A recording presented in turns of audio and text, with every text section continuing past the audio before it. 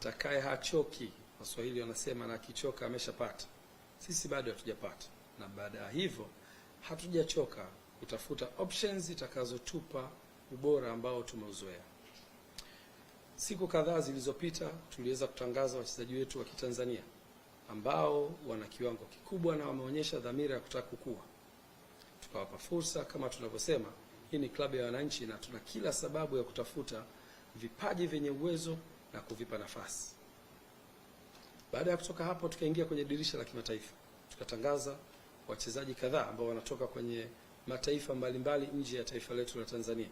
Na wachezaji hao naamini wameshaanza kutupa matokeo mazuri.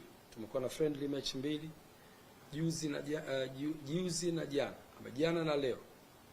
Na tumeona quality yao tukipata matokeo mazuri katika mechi za kujiandaa.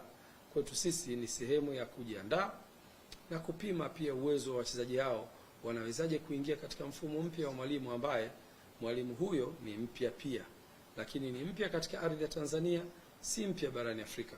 Amefanya vizuri barani Afrika akiwa na vilabu mbalimbali, lakini pia katika nchi yake ya South Africa. Eneo la namba 6 bado limekuwa ni kigugumizi kwenye klabu yetu, na hapo ndipo tulipochukua jitihada kubwa za kuhakikisha tunampata kiungo bora mkabaji anayecheza kwenye nafasi ya chini lakini mwenye kiwango cha juu.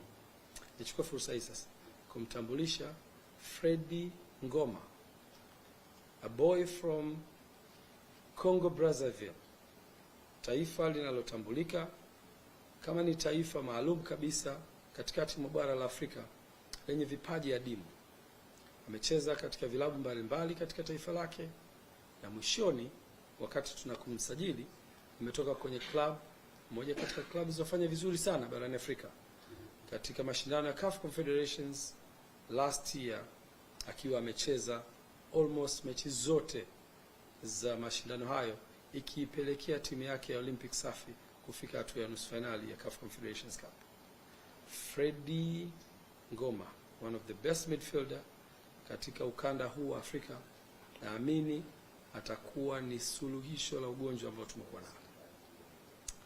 Fredy, bienvenue Young Africans.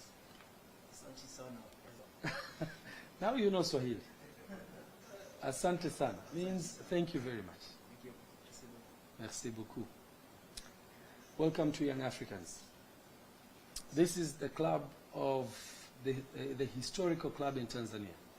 One of the biggest club, one of the oldest club in Tanzania, 91 years of age. But the most successful football club, the most decorated football club in the country. 32 league trophies in Tanzania. You're coming to the biggest team.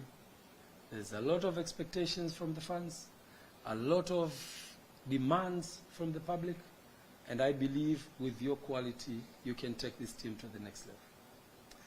Karibu Young Africa. Say asante sana. Asante sana.